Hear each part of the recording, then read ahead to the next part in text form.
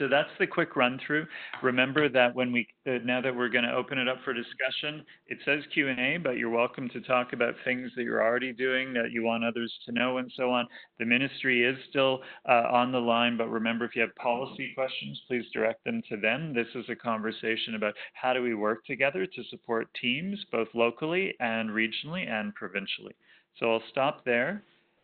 Carrie, have any questions come in so far online? No. So can I go to folks who are here in person? When you go to speak, if you don't mind pushing the button first. This is a very sophisticated room. You can push a button and a microphone will turn on.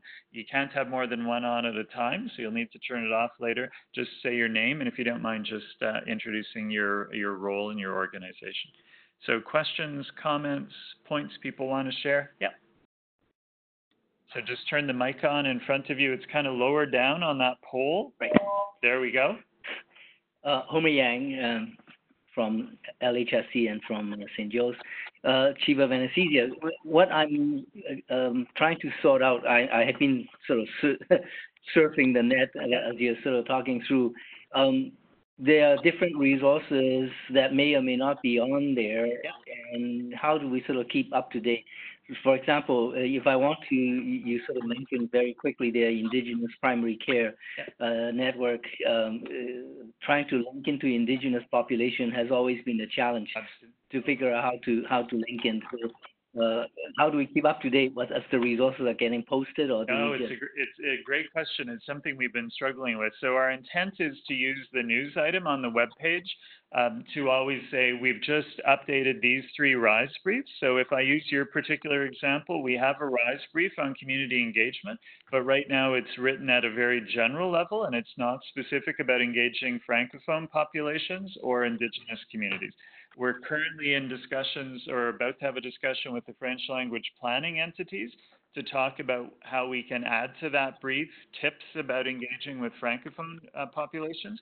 We're also, 2 days ago in Sudbury, we talked to some of our Indigenous research colleagues about doing the same thing for Indigenous communities. So if we update that RISE brief or add a new one, we'll put it on the news part of the site, so you'll be able to see it. And then every month we'll highlight it in the newsletter, and then we'll also post it in the community of practice. So if you go into the community of practice, you might see us say, got a new community engagement brief. It's now updated. We now talk about Francophone populations and Indigenous communities.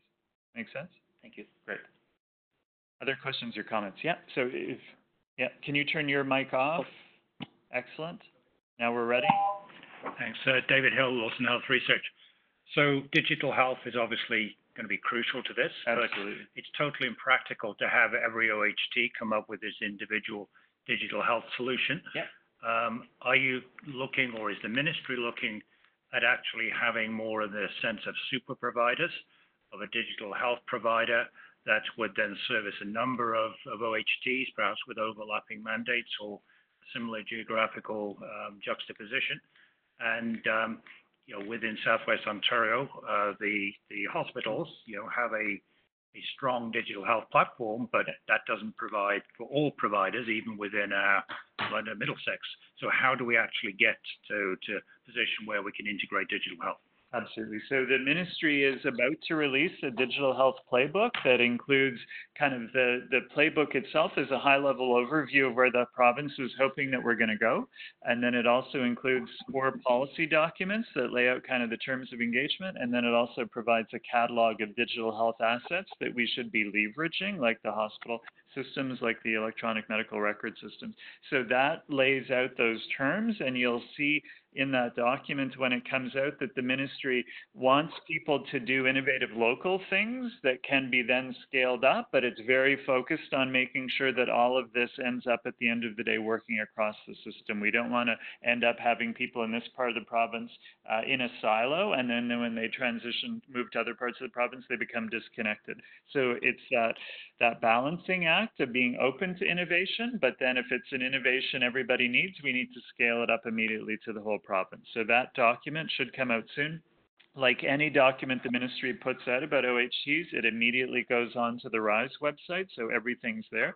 But it should happen, if not this week, then it'll happen. It seems like it will happen next week. Question online? Yep. So the question from online is, it was mentioned that OHTs will not pay Is there any sense of whether expert teams in the RISE community will be resourced or compensated? Are we encouraged to be good citizens now and hunt for resources? Yeah, no, great question. No, absolutely. Well, certainly that's what we've done. So we've you know, when the ministry told us that the Health System Research Fund was being wound down, what we decided to do was take our last 3 months of funding in the wind down period and devote it entirely to this. And we don't yet have a contract going forward. We are cautiously optimistic that one will appear. And you heard Karen talk about the fact that the ministry is actively listening to what's needed out there. So needs will come first, and then the right match to those needs will come second. But yes, I think the message in the short run is we hope that folks will contribute. As a researcher, I spend a lot of my time wanting to measure myself in terms of impacts, as opposed to just I can tick the boxes of publications and peer-reviewed grants, but I also want to tick the impact box. And I cannot think of a better opportunity to have an impact in Canada today than working with Ontario health teams. And increasingly, when we apply for funding, many funders want to hear about what impacts we've had, and we can now put you in a position where you can tell a very compelling story about how you have helped to create Ontario health teams. So yes, it's to some extent a volunteer piece, but I also think it's part of our obligation, and it will set us up well for future funding if we can demonstrate impact. But then, you know, the ministry, as I said before, is listening to what people's needs are, and where there are needs and there is no obvious group currently filling them, then I think they're open to conversations. But for the time being, the focus is tell us what the needs are. There are some assets in the system that already exist that have already been kind of prepaid. So they're the first point of contact, and then the hope would be to expand those over time. Other questions, folks in the room? Yep. Hi, Victor Hahn from Children's Hospital. John, if you can have a crystal ball and look at what the OHTs would look like a year from now, 5 years from now, what's the sort of a framework or the structure that it'll look like, in your opinion? Well, I guess, you know, in terms of, you know, what the pieces of it will be, I think it's the 8 building blocks. Like, you know, those areas on the left-hand side are where we're going to be. People are going to be very clear about what is the population for which they're accountable. They will have to have that full continuum of in-scope services. The only thing that's going to be out are the highly specialized. So with your level 3 nursery, obviously not every community can have that. So that's going to be a regional asset. And in highly, highly specialized areas that your level 3 nursery might specialize, you could be a provincial asset. But, you know, all OHTs have to cover that continuum minus those highly specialized. Then when we come on to the patient partnership and community engagement, we're already well on the path to patients having a seat at all of these tables, but that will be much better entrenched in the team model. Right now, we have it operating well in many hospitals, many long-term care facilities, but not all parts of the system.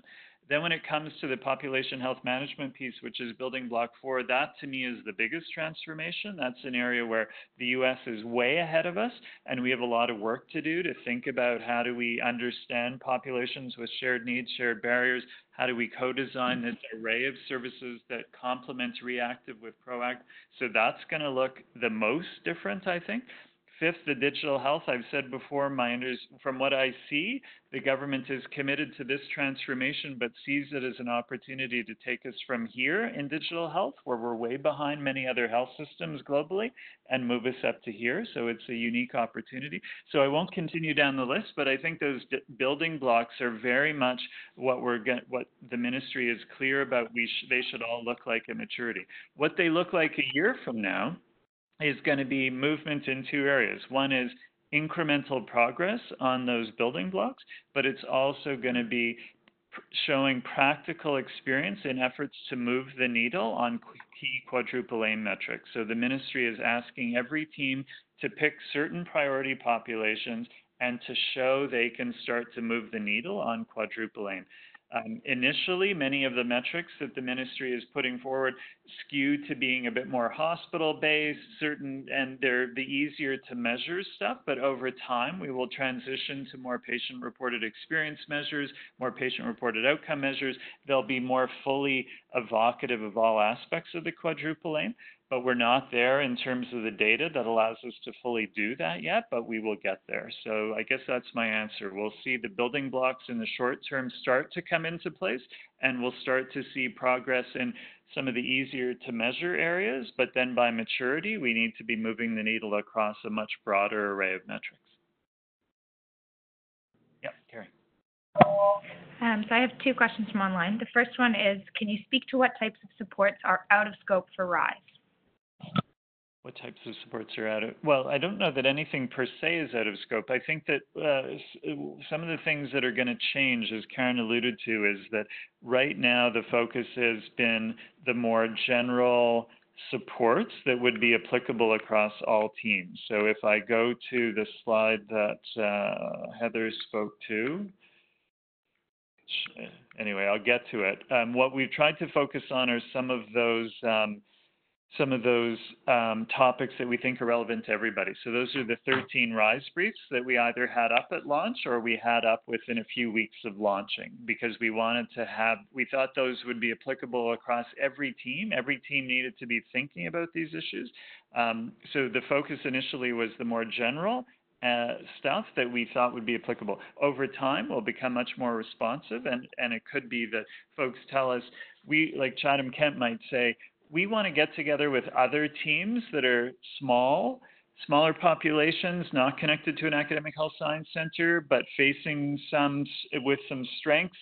We'd like to get together with that group, but we need help in the following ways. So over time, they can become more responsive and a bit more individualized. But as you heard Karen say, they're all ears about what is going to be appropriate in the future. So, you know, one of the areas that might end up being appropriate would be more individualized coaching. But RISE might not be the right delivery partner for that. So the ministry, if it hears individualized coaching is helpful, might want to be saying, okay, who's out there that has a lot of experience in individualized coaching? We don't, but there might be 5 groups out in Ontario that have it. So then they'll try and make that match. So I don't think anything per se is out of scope, but RISE will, given its nesting within the central program, is always going to do things that play to our comparative advantages and leave things that are best done by other people to other people. Great. And so the second question is, will a list of attendees and stakeholders who engage in these regional sessions be shared publicly?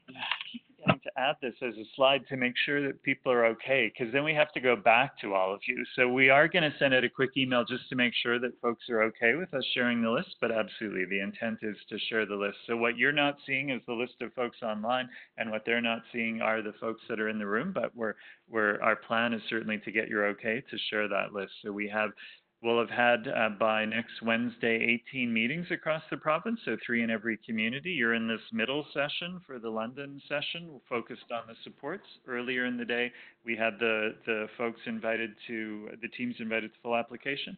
And after this session, we have teams that are in discovery and in development, so teams that are earlier on the readiness path.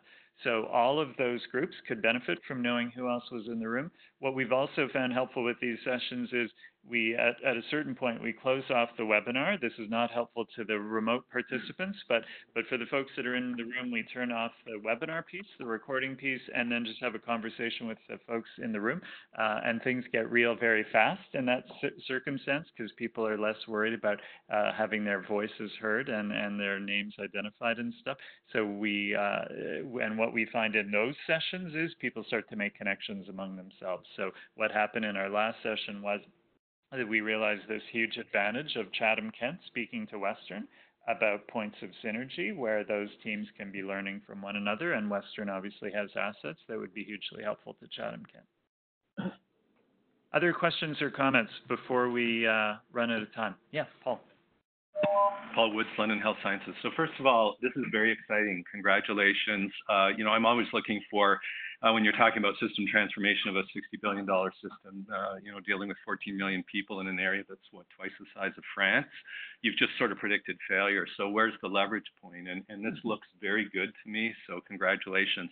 The second is the comment around primary care. So, disclosure, I practiced as a primary care doc for 27 years and never had an office in a hospital until 2 years ago. And now I run a very large academic health sciences center, which is a bit weird.